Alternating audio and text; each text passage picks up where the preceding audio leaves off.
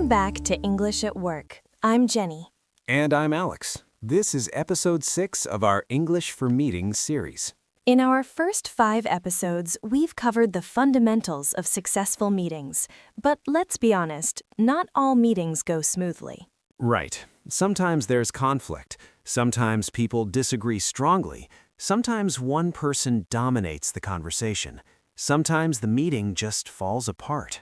And these difficult situations are where you really show your professionalism and communication skills. Today we're going to give you strategies for handling the toughest meeting challenges, whether you're leading the meeting or just participating.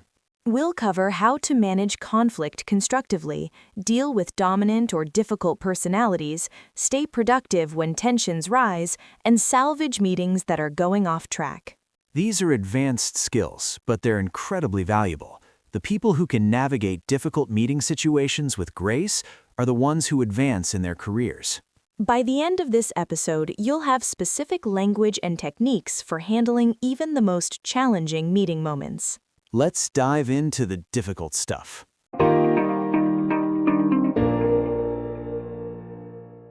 Let's start with conflict and disagreement. This is inevitable in any workplace, and meetings are where it often surfaces. First, let's establish something important. Disagreement is not inherently bad. In fact, healthy disagreement leads to better decisions.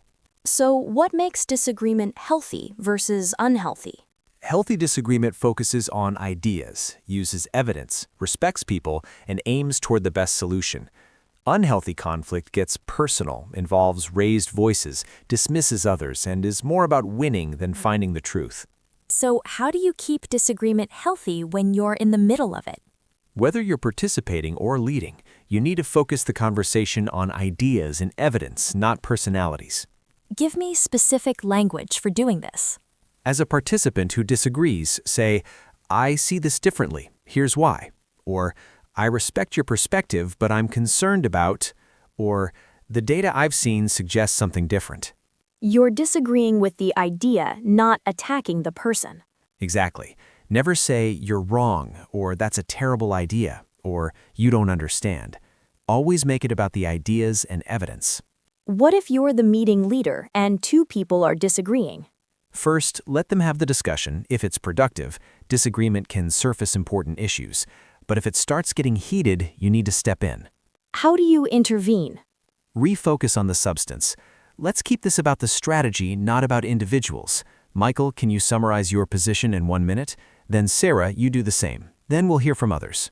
You're giving structure to the conflict? Yes, structure calms things down. You're also making sure both sides feel heard, which often defuses tension. What if they keep interrupting each other? Be firm. Hold on, let Michael finish his point. Then Sarah, you'll have the floor uninterrupted. Set the ground rule and enforce it. What if the disagreement is fundamental and they're not going to reach agreement? Acknowledge that explicitly. It's clear you both feel strongly and have different perspectives. Let's hear from the rest of the group. What does everyone else think? So you're bringing in other voices? Right. Often the solution lies somewhere in between the 2 extreme positions. Other people can offer middle ground. What if you need to make a decision despite disagreement? Summarize both positions fairly, acknowledge the merit in each, then make the call. I've heard strong arguments on both sides.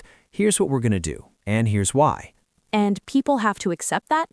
If you've listened genuinely, considered their input, and explained your reasoning, most people will accept decisions they don't fully agree with. What about the phrase, agree to disagree? Is that useful? Sometimes. It acknowledges that you won't reach consensus, but you can still move forward respectfully. We may not agree on this, but we can both commit to the decision. What if someone is disagreeing just to be difficult, not because they have a legitimate concern? Call them on it gently. Help me understand what outcome you're hoping for here, or what would need to change for you to support this. That puts them on the spot to be constructive. Right. It shifts from just complaining to offering solutions. What about cultural differences in how people express disagreement? Very important. In some cultures, direct disagreement is considered rude. In others, it's expected and valued. You need to read your audience. How do you handle that? Create explicit permission for disagreement. I want to hear all perspectives, including if you disagree with what I'm proposing. That's how we make better decisions. What if someone gets visibly angry during a disagreement? Call a break. Let's take 5 minutes. This gives everyone time to cool down. When you reconvene, reset the tone. Let's continue this discussion professionally and focus on finding the best solution. What if you're personally involved in the disagreement and you feel yourself getting emotional? Take a breath. Slow down your response. Stick to facts and logic, not emotion. If you need a moment, say, "Let me think about that for a second," to compose yourself. Any final advice on handling conflict? Remember that the goal is not to avoid conflict, but to make it productive. Use phrases like, "I hear your concern," and "Help me understand your reasoning." Show you're listening even when you disagree. Let's talk about interruptions. This is so frustrating when someone cuts you off mid-sentence. It is, and it's tricky because sometimes people interrupt because they're excited and engaged, not because they're being rude. But it's still disruptive. Absolutely. So how you handle it depends on the situation and the person. What if someone interrupts you while you're speaking?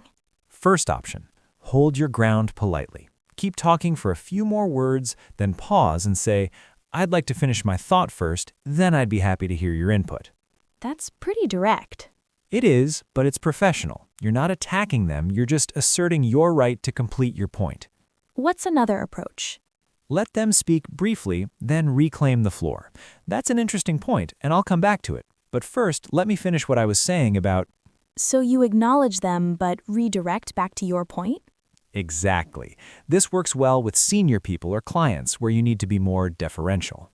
What if someone chronically interrupts everyone? As a meeting leader, you need to address this pattern. Pull them aside after the meeting. "I've noticed you often jump in when others are speaking. I need you to let people finish their thoughts." What if you're not the leader? You can still gently push back in the moment. "Can I finish this point?" Or, "Hold that thought. I want to complete this idea first." What if you accidentally interrupt someone? Apologize immediately and let them continue. "Sorry, I didn't mean to cut you off. Please continue." Don't make excuses. What about cultural differences? In some cultures, interruption is normal conversational style. True, in some cultures, overlapping conversation is seen as engagement. In others, it's rude. Be aware of your context. How does a meeting leader manage this? Set expectations early. Let's make sure everyone gets a chance to finish their thoughts before others jump in. This makes it a group norm, not about singling anyone out. What about using a talking stick or similar tool? In very challenging meetings, this can work. We'll go around the table and everyone gets 2 minutes uninterrupted. It feels formal, but it ensures everyone is heard. What if interruptions are happening because the meeting is dynamic and ideas are flowing? Then it might be okay. In a brainstorming session, rapid-fire ideas and building on each other can be productive. It's different from someone constantly shutting others down. So context matters. Always. A debate between equals where ideas are bouncing around quickly is different from a junior person being constantly cut off by a senior person. What's your advice for people who struggle to get a word in edgewise?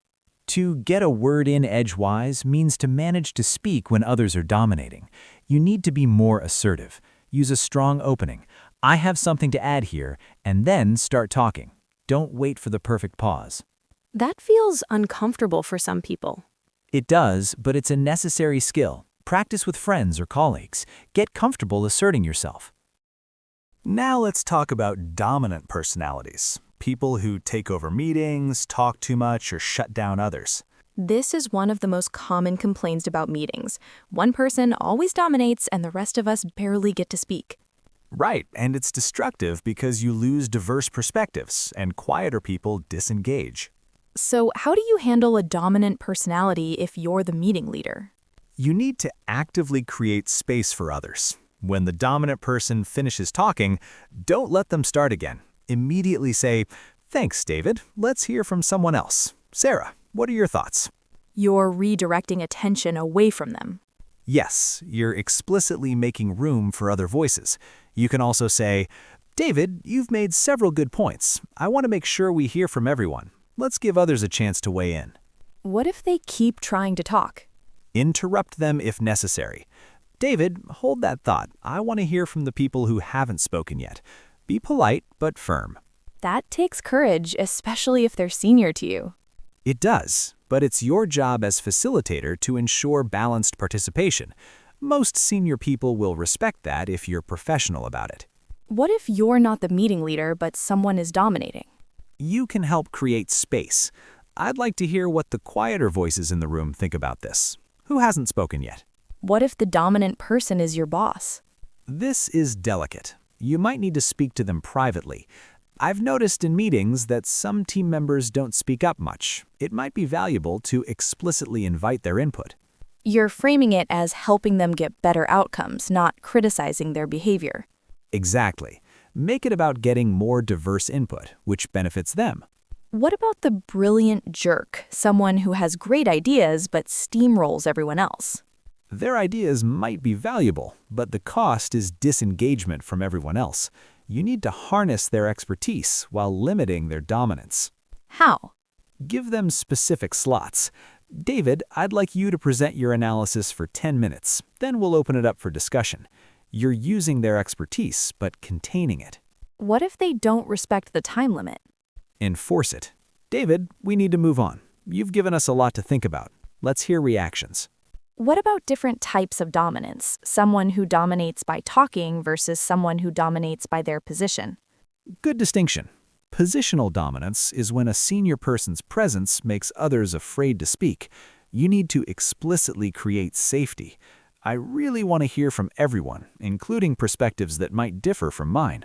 And the senior person needs to be self-aware enough to step back. Ideally, yes. The best leaders deliberately speak last or withhold their opinion until others have shared. What about the opposite problem, someone who's too passive and never contributes? Call on them directly, but gently.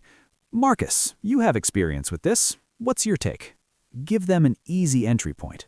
What if they still don't engage? After the meeting, ask privately if something is wrong. I noticed you were quiet today. Is everything okay? I really value your input. They might be shy, or they might feel their opinion doesn't matter. Right, and your job is to make them feel safe contributing. Sometimes it's about building confidence over time. What about people who dominate through negativity, shooting down every idea? The chronic naysayer. You can address this by redirecting. You've identified several problems. What solutions would you propose? Make them be constructive, not just critical. Exactly. It's easy to poke holes. It's harder to build something. Any final tips on dominant personalities? Remember that sometimes people don't realize they're dominating. Gentle feedback can help. You have great ideas, and I want to make sure we're hearing from others. Now, let's talk about being put on the spot when you're asked something unexpected and don't have a prepared answer. This happens to everyone, and it's nerve-wracking. The key is not to panic. What if someone asks you a question you don't know the answer to? Be honest. That's a great question, and I don't have that information with me. Let me look into it and get back to you by end of day. You're not trying to fake it? Never. People can usually tell when you're making things up, and if you're caught, you lose credibility forever. What if you're expected to know the answer? You can still admit you don't have it at your fingertips. I should know this off the top of my head, but I want to give you accurate information. Can I follow up with you after the meeting? What if your boss asks you directly in front of everyone and you don't know? Stay calm. I don't have that data in front of me. Would you like me to find it and report back, or should we move on for now? You're giving them options rather than just saying, I don't know. Right. You're showing you want to be helpful. You're just not prepared for that specific question right now. What if someone challenges your data or conclusions? Ask for specifics. What aspect are you questioning? This buys you time and helps you understand what they're really asking. And then? If they have a valid point, acknowledge it. That's a good catch. Let me double-check those numbers. If you're confident in your data, explain your methodology. Here's where that number comes from and why I trust it. What if someone asks a question that's outside the scope of the meeting? Redirect politely. That's an important question, but it's beyond what we're covering today. I'm happy to discuss it with you after the meeting, or that's outside my area of expertise. You might want to ask the IT team. What if you're asked to make a decision on the spot, but you need more time? It's okay to say that. This deserves more thought. Give me 24 hours to consider the implications, and I'll get back to you. Even if people are pressuring you for an immediate answer? Yes, rushed decisions are often bad decisions. A thoughtful leader takes the time needed to decide well. What if someone asks you to comment on something controversial or politically sensitive? Tread carefully. You can deflect. I don't think this is the right forum for that discussion, or I'd prefer to stay focused on the business issue at hand. What about someone is trying to trap you or make you look bad with their question? Stay professional. Don't get defensive or accusatory. Answer the substance of the question and move on. Don't engage with the hostile tone. Now let's talk about meetings that are falling apart, running over time, going off topic, or just becoming unproductive. What are the signs a meeting is going off the rails? People are having multiple side conversations. You're way over time on one agenda item. The discussion is going in circles. People are checking phones or looking disengaged. So what do you do if you're leading and you see these signs? Hit the reset button. Let's pause for a moment. We've been discussing this for 20 minutes, and I'm not sure we're closer to a decision. Let me summarize where we are. You're acknowledging the problem? Yes, sometimes just naming what's happening helps. We seem stuck. What do we need to move forward? What if the discussion has gone completely off topic? Redirect firmly but politely. This is an interesting conversation, but it's not what we're here to discuss today. Let's get back to the agenda. What if people resist getting back on track? Use the parking lot we mentioned in episode 3. I hear that this is important to you. Let's put it in the parking lot and schedule a separate time to discuss it properly. What if you're running way over time? You have choices. We've gone 15 minutes over. Can everyone stay for 10 more minutes to finish, or should we schedule a follow-up? You're giving people agency? Right. Some people might have hard stops. Better to know now than to keep going while people mentally check out. What if you realize halfway through that the meeting was poorly planned? Adapt. I realize we don't have the information we need to make this decision today. Let's shift gears and discuss what data we need to gather. It's okay to change course mid-meeting?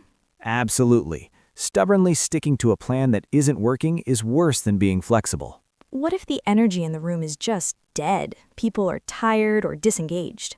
Take a break. Let's take 5 minutes, get some coffee, and come back refreshed. Even a short break can reset energy. What if there's a major technical failure in a virtual meeting? Have a backup plan.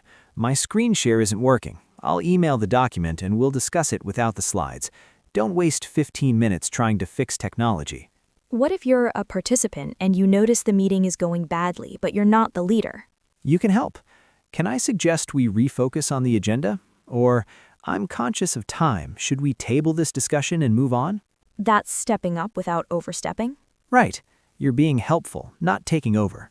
What if the meeting gets emotionally heated? People are angry or upset. Call a break immediately. Let's take 10 minutes and reconvene. This prevents people from saying things they'll regret. And when you come back? Reset the tone. Let's continue this conversation professionally. We're all working toward the same goal here. What if you realize the meeting shouldn't have happened at all? It could have been an email. End it early. I think we can handle the rest of this asynchronously. I'll send an email with the details and you can respond with questions. People will appreciate getting time back? Always. No one complains about a meeting ending early. What about meetings where there's a fundamental lack of preparation? Address it directly. It seems like we need more preparation for this discussion. Let's reschedule for next week and I'll send out materials to review in advance. What if someone is being completely unreasonable or unprofessional? As a leader, you might need to end the meeting. We're not being productive right now. Let's adjourn and revisit this when everyone has had time to cool down. That's pretty extreme. It is, but sometimes necessary. You're modeling professional behavior by not tolerating unprofessional conduct. What are some final advice on salvaging difficult meetings? Stay calm, be direct about what's not working, and focus on solutions. Ask what would make this meeting productive and adjust accordingly.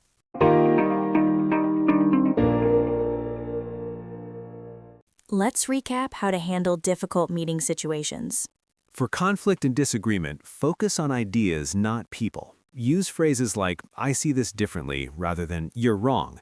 Give structure to disagreements and acknowledge when you agree to disagree. For interruptions, reclaim the floor politely with, "Let me finish this thought." Apologize if you accidentally interrupt, and as a leader, set expectations that people let each other speak. For dominant personalities, actively create space for others, redirect attention to quiet voices, give the dominant person specific time slots, and make constructive contribution the expectation. When put on the spot, be honest when you don't know. Buy time with pauses or questions. Don't make things up, and offer to follow up with accurate information. For meetings going off track, name what's happening, redirect to the agenda, use the parking lot for tangents, take breaks when needed, and don't be afraid to adapt or even end early. Next episode, we're covering small talk and building rapport, how to create genuine connections with colleagues before, during, and after meetings. Until then, this is Alex. And Jenny from English at Work. Stay calm, stay professional, and remember that how you handle difficult moments shows your true leadership. See you next time.